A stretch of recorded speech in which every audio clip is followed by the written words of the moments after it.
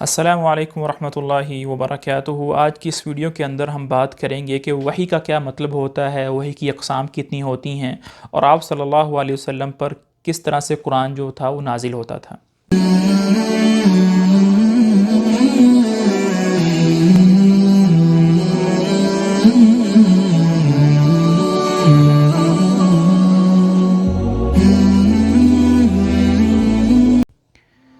عربی زبان کے اندر وحی کا مطلب ہوتا ہے کسی کو کوئی بات خفیہ طور پر بتانا، چاہے وہ لکھ کر بتائیں، چاہے کنایے سے بتائیں، چاہے جسم کے کسی حصے سے اشارے کر کے بتائیں، اس طریقے پر کہ کسی اور کو بات معلوم نہ ہو سکے۔ یہاں پر میں وحی کو دو اقسام میں ڈیوائیڈ کروں گا۔ پہلی قسم الوحی اللغوی کہ لغت کے اندر وحی کیا ہوتی ہے، اور دوسری قسم کے شریعت کے اندر وحی کا کیا مطلب ہوتا ہے۔ اس میں سمجھنے کی بات یہ ہے کہ اگر کوئی خفیہ بات انبیاء کو بتائی جائے، پیغمبر کو بتائی جائے، تو اس کو شریعت کی اصطلاح میں وحی کہتے ہیں، اور نبی کو چھوڑ کر مخلوقات میں سے کسی مخلوق کو اگر کوئی بات بتائی جائے خفیہ طور پر تو اس کو لغت کے اندر وحی کہا جاتا ہے۔ دونوں قسموں کے بارے میں اللہ رب العزت نے قرآن پاک میں ذکر کیا ہے۔ پہلے ہم بات کریں گے کہ لغت کے اندر وحی کی کتنی اقسام ہیں اور قرآن پاک میں کون کون سی قسم کا ذکر آیا ہے۔ سب سے پہلی قسم جو لغت کے اندر وحی کی ہے وہ ہے کہ انسان کے دل کے اندر الہام ڈال دینا، کوئی بات ڈال دینا کہ وہ اس میں کسی قسم کا شک جو ہے وہ محسوس نہ کرے۔ اس کی مثال جو ہے وہ قرآن پاک میں اس طرح ہے کہ اللہ رب العزت نے موسیٰ علیہ السلام کی والدہ کے دل میں یہ بات ڈالی کہ وہ ان کو دودھ پلائیں، اور فرمایا وَأَوْحَيْنَا إِلَىٰ أُمِّ مُوسَىٰ أَنْ أَرْضِعِيهِ۔ دوسری قسم یہ ہے کہ اللہ رب العزت کسی حیوان کے اندر فطرتاً یہ بات ڈال دیں جو اس نے کرنی ہوتی ہے۔ مثال کے طور پر اللہ رب العزت نے وحی فرمائی شہد کی مکھی کو، یعنی کہ اس کی فطرت میں یہ بات ڈال دی کہ وہ شہد بنانے کے لیے پھلوں کا اور پھولوں کا رس چوسے، اور اسی کو اللہ رب العزت نے فرمایا ہے وَأَوْحَىٰ رَبُّكَ إِلَى النَّحْلِ أَنِ اتَّخِذِي مِنَ الْجِبَالِ بُيُوتًا وَمِنَ الشَّجَرِ وَمِمَّا يَعْرِشُونَ۔ اور تیسری قسم یہ ہے کہ اللہ رب العزت کسی جامد چیز کے اندر اس کو کوئی حکم فرمائیں تو اس کو بھی وحی کہتے ہیں۔ اذا زلزلت الارض زلزالها واخرجت الارض اثقالها وقال الانسان ما لها يومئذ تحدث اخبارها بان ربك اوحى لها۔ قیامت کے دن جب شدید زلزلہ آئے گا، زمین اپنی تمام خبریں جو کچھ اس کے اندر ہوگا وہ اٹھا کے باہر رکھ دے گی۔ انسان پوچھے گا کہ اس کو کیا ہوا ہے، تو اللہ پاک فرماتے ہیں بان ربك اوحى لها کہ تمہارے رب نے اس کو وحی کی ہوگی، یعنی ایسا کرنے کا حکم کیا ہوگا۔ چوتھی قسم جو قرآن پاک میں ذکر ہے وحی لغوی کی، وہ یہ ہے کہ اللہ رب العزت جب فرشتوں میں سے کسی کو حکم دیتے ہیں کوئی کام کرنے کو، اس کو بھی وحی کے لفظ سے تعبیر کیا جاتا ہے۔ مثال کے طور پر وَإِذْ يُوحِي رَبُّكَ إِلَى الْمَلَائِكَةِ أَنِّي مَعَكُمْ فَثَبِّتُوا الَّذِينَ آمَنُوا کہ جب تمہارے رب نے وحی فرمائی فرشتوں کو، یعنی حکم فرمایا کہ میں تمہارے ساتھ ہوں، تم ایمان والوں کو ثابت قدم رکھو۔ اسی طرح جب کوئی انسان کسی دوسرے انسان کو اشارہ کرتا ہے اپنے جسم کے کسی حصے کے ساتھ، اس کو بھی وحی سے تعبیر کیا جاتا ہے، اور قرآن پاک میں اس کا بھی ذکر ہے۔ جیسا کہ حضرت زکریا علیہ السلام کو اللہ رب العزت نے یہ فرمایا تھا کہ آپ نے کسی سے کچھ دن بات نہیں فرمانی، تو آپ محراب سے باہر تشریف لائے اور کہا فخرج علی قومہ من المحراب فاوحى الیہم ان سبحوا بکرۃ وعشیا کہ زکریا علیہ السلام اپنی قوم کے پاس باہر تشریف لائے اور اشارے سے فرمایا کہ اللہ کے ذکر میں صبح اور شام مشغول رہو۔ چھٹی قسم وحی لغوی کی یہ ہے کہ جب شیطان آپس میں ایک دوسرے کو وسوسہ ڈالتے ہیں، اس کو بھی وحی سے تعبیر کیا جاتا ہے۔ وَإِنَّ الشَّيَاطِينَ لَيُوحُونَ إِلَىٰ أَوْلِيَائِهِمْ يُجَادِلُوكُمْ کہ شیطان جو ہیں وہ اپنے ایک دوسرے دوستوں کو وسوسہ ڈالتے ہیں تاکہ وہ تم سے لڑائی کریں۔ یہ تو تھی وحی لغوی کی اقسام۔ اب بات کرتے ہیں وحی شرعی کی۔ اللہ رب العزت جب اپنے انبیاء علیہ السلام میں سے کسی نبی کو کوئی حکم شرعی یا اس طرح کی کوئی بات بتاتے ہیں تو اس کو وحی کہا جاتا ہے، اور اس کی 4 اقسام ہیں۔ قرآن پاک میں ان چاروں اقسام کا ذکر ہے۔ سب سے پہلی قسم جو ہے وہ یہ ہے کہ اللہ رب العزت خواب کے اندر کوئی بات بتاتے ہیں۔ یہاں میں آپ کو بتاتا چلوں کہ انبیاء علیہ السلام پر جب وحی اترنے کا سلسلہ شروع ہوتا ہے تو شروع میں ان کو خواب کے اندر ہی وحی آتی ہے، اور اس کے اندر حکمت یہ ہوتی ہے کہ وہی جو ہے ایک بہت بڑی ذمہ داری ہوتی ہے. انبیاء علیہم السلام کے اندر استعداد پیدا ہو جائے کہ وہ جاگنے کے عالم میں وحی کو قبول کر سکیں اور ان کے اندر مانوسیت پیدا ہو جائے. اس لیے شروع کے اندر ان کے خواب کے اندر وحی آتی ہے.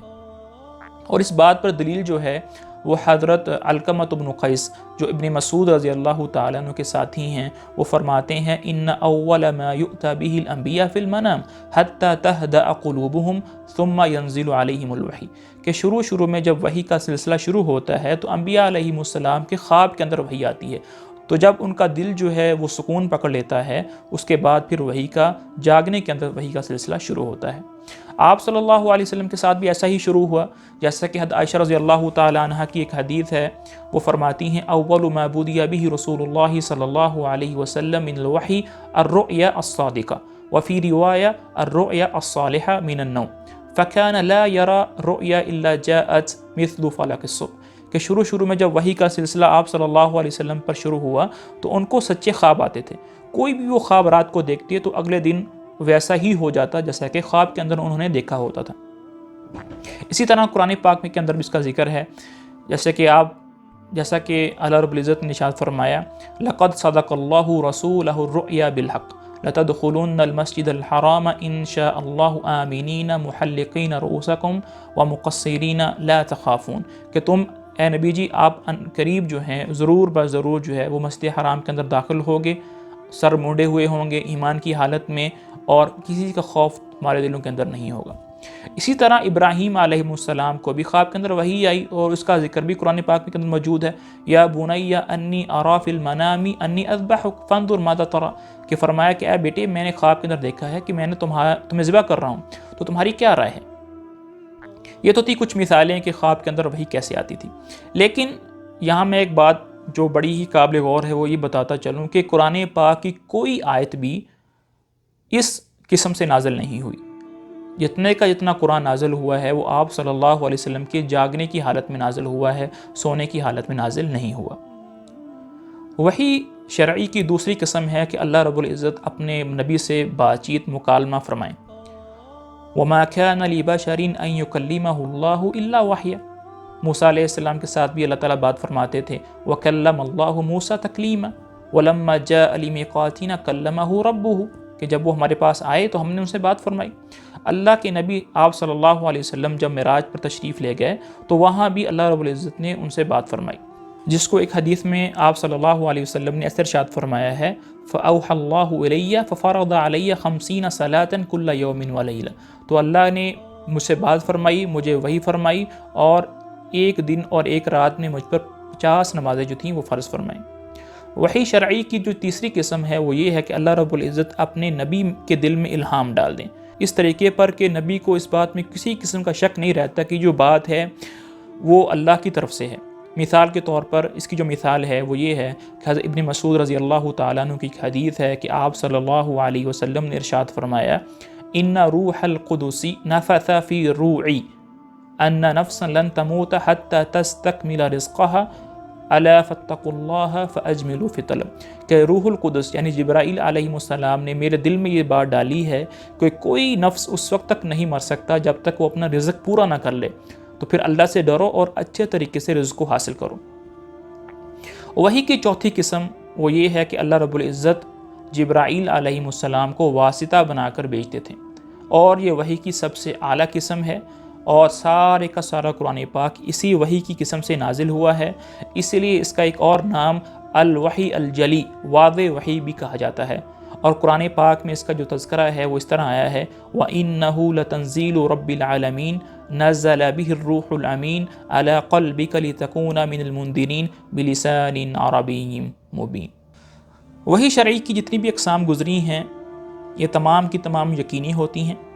انبیاء علیہ السلام کو کسی قسم کا شک نہیں ہوتا، ان کو یہ یقینی علم حاصل ہو جاتا ہے کہ اللہ کی طرف سے ہے، وہ اس کا ادراک کر لیتے ہیں.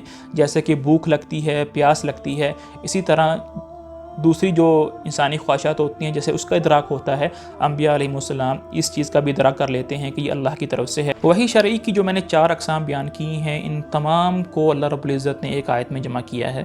وَمَا كَانَ لِبَشَرٍ أَن يُكَلِّمَهُ اللَّهُ إِلَّا وَحْيًا او من وراء حجاب او یرسل رسولا فیوحی الیہ باذنہ ما یشاء انہ علی حکیم۔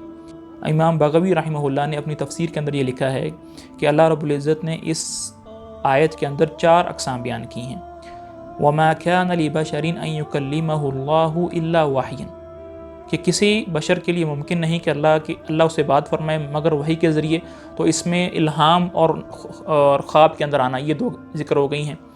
او من وراء حجاب، یا پردے کے پیچھے بات کریں تو مکالمہ اس سے مراد ہے۔ یہ 3 قسمیں ہو گئیں، اور چوتھی قسم وہ یہ ہے فیوحی رسولاً، کہ وہ کوئی فرشتہ بھیجیں، کوئی رسول بھیجیں، تو یہ چوتھی قسم ہو گئی۔ ھذا وصلی اللہ علی نبینا محمد وعلی آلہ وصحبہ اجمعین۔